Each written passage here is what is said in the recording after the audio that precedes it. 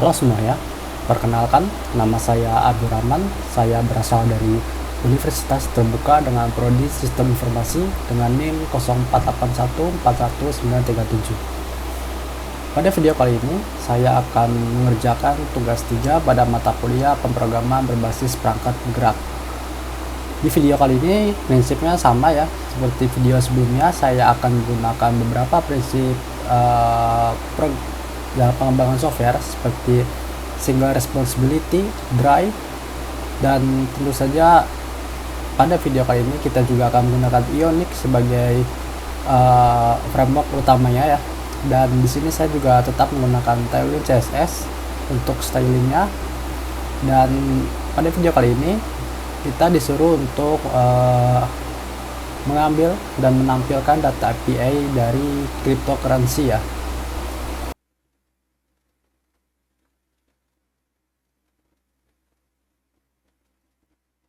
Halo teman-teman, jadi tugasnya seperti yang sudah saya sebutkan sebelumnya. Di sini kita disuruh untuk menampilkan data cryptocurrency ya dari API yang ini.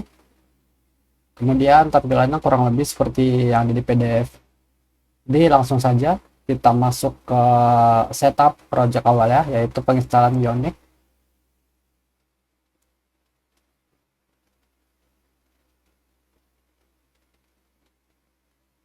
Sini saya akan membuka terminal saya dan Ionic start.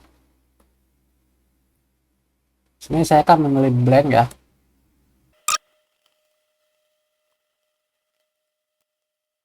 Saya akan membuka kodenya ya. Nah,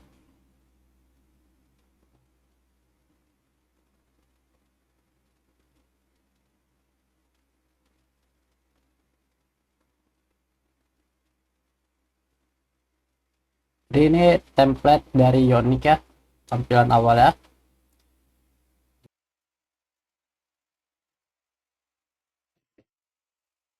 Jadi setelah kita tadi set awal project untuk Ionic ya, kita akan diberikan base template dari Ionicnya.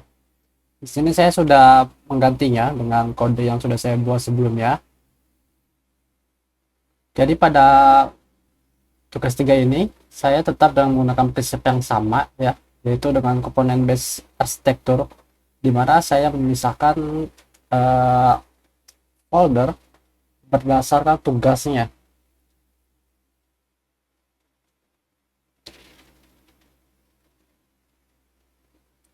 Dalam tugas 3 ini saya memisahkannya ke dalam 3 kelompok utama, yaitu ada komponen,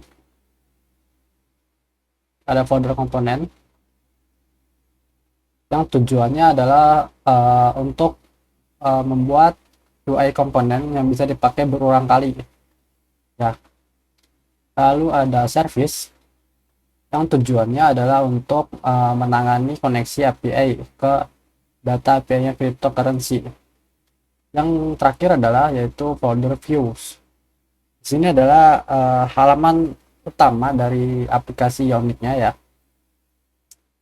Pendekatan yang saya gunakan ini digunakan untuk menjamin kerapian ketika kita di kedepannya, kalau misalkan kita ingin update atau ada bug, kita akan lebih mudah untuk tracking bugnya karena sudah per komponen.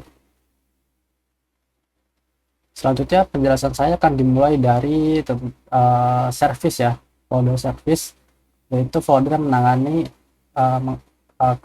API kriptonya. Sini ada interface dari TypeScript ya, yang mana kalau misalkan datanya tidak sesuai dengan yang saya definisikan, ini akan error. TypeScript itu sangat ketat tentang penerimaan tipe datanya. Lalu di sini saya menggunakan JavaScript patch ya, natif ya. Saya tidak menggunakan library pihak ketiga seperti Axios karena tidak diperlukan. Di sini hanya cukup dengan metode get ya, karena kita hanya menampilkan datanya saja. Pada folder ini saya juga menerapkan prinsip single responsibility, yaitu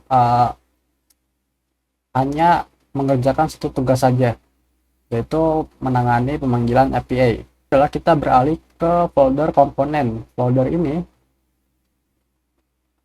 digunakan untuk menangani list item yang nantinya ditampilkan di dalam aplikasi ya. Jadi saya cukup perlu buat satu kode aja, dan kode ini bisa dipakai berulang kali di halaman lain jika diperlukan. Datanya nantinya akan diterima melalui props.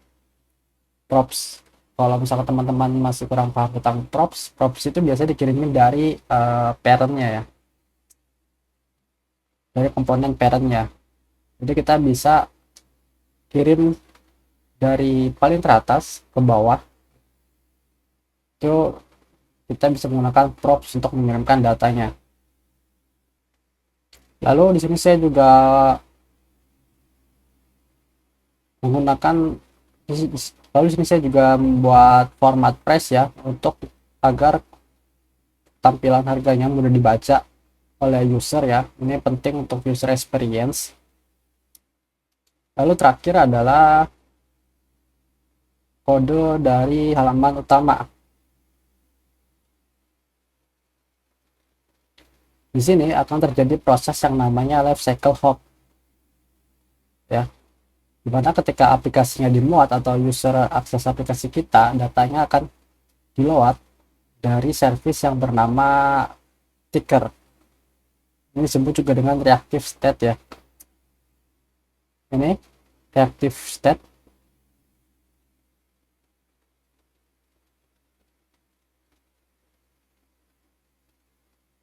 Di sini saya juga ada menggunakan looping ya.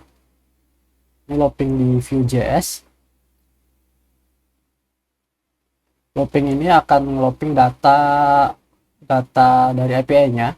Jadi kita nggak perlu buat banyak tabel secara manual, tapi kita bisa looping secara langsung, secara otomatis, dan akan tampil data sebanyak yang kita butuhkan.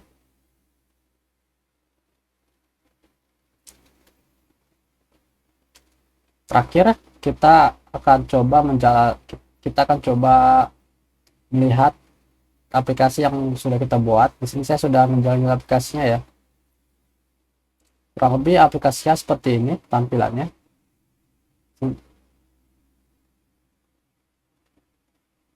Ketika aplikasinya saya refresh, akan ada loading screen ya. Jadi user tahu kalau kita itu sedang mengakses aplikasinya, dan data yang diminta oleh klien itu sedang dimuat. Kurang lebih seperti itu untuk tugas 3 pada mata kuliah pemrograman berbasis perangkat penggerak. Semoga video ini bisa menjadi inspirasi teman-teman. Terima kasih.